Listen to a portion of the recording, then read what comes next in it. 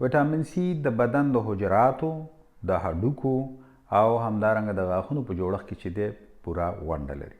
د دې ترڅنګ په بدن کې چې څه کړنې اجرا کیږي سرته رسیږي او د هغه په پایله کې ځینې زهري مواد چې دی ازادیږي. او همدارنګه کله چې موږ او تاسې غذایي مواد خورو نو په بدن کې ترې د سرطان دپاره زمینه جوړونکي فاکټورونه چې دی ازادیږي.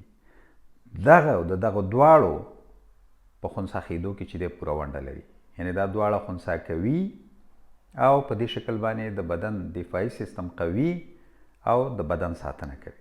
کله چې د انسان په بدن کې یعنې وټامین سی کمیږي نو ناروغ چې دی زر زر ناروغه کیږي ځکه دفاعي سیستم یې کمزوری کیږي او همدارنګه کله چې یعنې زخمي شي زخم یې زر نه جوړیږي او که چیرته دغه کموالی پکې ډیر زیات وي نو په بدن کې د خونریزۍ یا وینې کېدو سبب هم کیږي.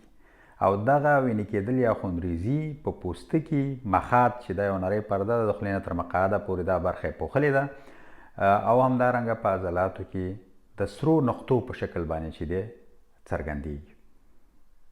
ورځنۍ اړتیا چې ده د وټامین سی دا په 1 کلنۍ نه تر 15 کلنۍ پورې د 20 نه تر 15 ملي ګرامه پورې ده. په غټانو کې 110 ملي ګرامه پورې او هغه خلک چې د شرابو، سګرټو او مخدره موادو نه ګټه پورته کوي نو په هغې کې د ورځنۍ اړتیا چې دی زیاتیږي.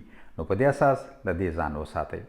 وټامین سی چې دی په سبزیجاتو کې لکه مرچ، پالک، رومیان، آلوګان، دڼیا او همدارنګه په تازه میوه‌جاتو کې، په مالټه کې، په نارنج او لیمو کې چې دی شتون لري. د یوې بلې روغتیایي خپرونې پورې له تاسې اجازت غواړم.